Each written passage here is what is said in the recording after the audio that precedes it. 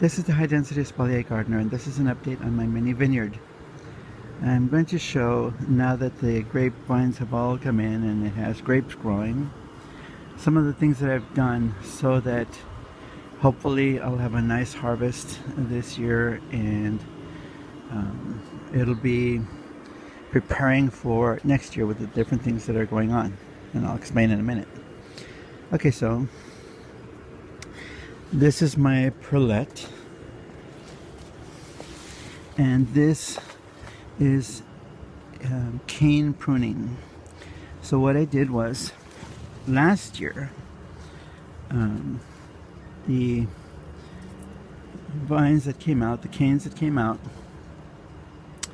I took the two best that were here from last year's growth, and I made those the new cordons here and here, and from there everything is growing. Okay, the new canes are growing from the new cordons, except I have two new ones here growing out, and those two will be next year's cordons. Okay, so another thing that I want to point out is what I've done with the area around the grapes. So for example, here I have a lot of grape bunches growing, but you notice that I've taken off all of the leaves that are around it, or that are around them. This should allow for better airflow and allow for enough sun to hit them so that everything matures and ripens nicely. I wanted to show an example of spur pruning, and I'll use this one as an example. So I have little grape bunches here and here and down here, but the thing that I want to point out is I cut, or I pruned the canes,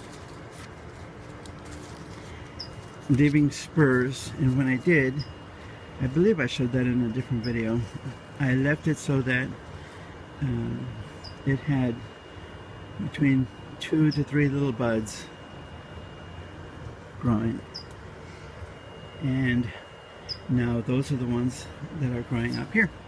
These cordons on spur pruning will stay permanently here, and then after end of this season I'll come through and I'll cut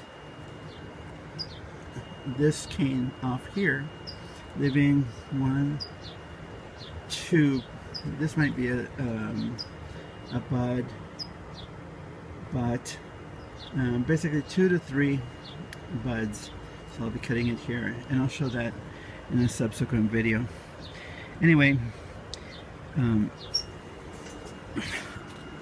on the top, last time I let them grow, these grow up quite a lot, and I had really bushy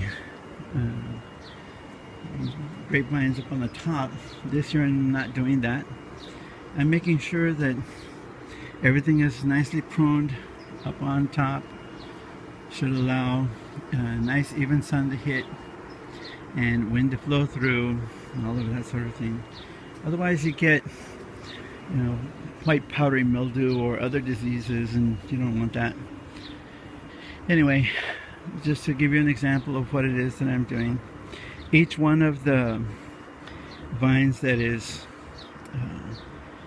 cane pruned has canes like this one, and that are growing up for next year, and I have the cane from last year where the new growth is coming in.